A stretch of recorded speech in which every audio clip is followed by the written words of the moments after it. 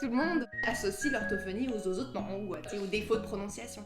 C'est tellement plus large. J'ai une part donc de évaluation, intervention auprès des familles et des enfants. J'évalue l'enfant, je le vois 2-3 séances pour vraiment évaluer ses habiletés langagières, de communication, pour cibler des objectifs d'intervention, voir qu'est-ce qu'on peut travailler. On est beaucoup dans expliquer ce qu'on fait, démontrer aux parents comment le faire et essayer le plus possible de les aider à intégrer comme toutes les stratégies qu'on voit ensemble ici, mais dans leur quotidien.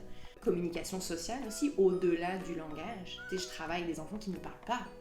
Je travaille avec des enfants non-verbaux. Il y en a beaucoup sur le spectre qui ne développent pas la parole.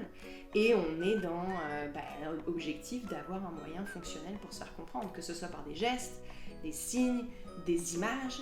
Là, c'est moi ce que je fais ici, mais il y a des orthophonistes qui travaillent juste au niveau de la voix. Il y a des orthophonistes qui travaillent en milieu hospitalier comme post-AVC, post-trauma. Donc c'est très large.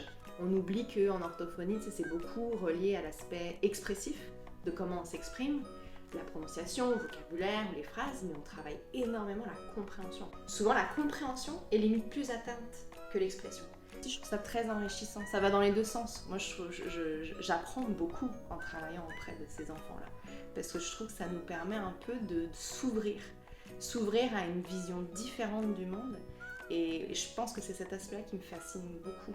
Parfois, il y a des choses quand même assez magiques. Tu sais, quand je vois des enfants qui parlent pas ou très peu, et que tout d'un coup, ils sortent un mot en séance, moi, je trouve ça magique. Tu sais, de vivre ça avec le parent, là. Ça peut m'arriver d'être émue là, en séance quand il y a des choses comme ça qui arrivent. Là, parce qu'elle n'a pas de moyens pour communiquer, puis tout d'un coup, elle est face à un outil qui est adapté à sa façon à elle de communiquer, puis qu'elle me fait une phrase en écrivant sur le clavier ce qu'elle veut.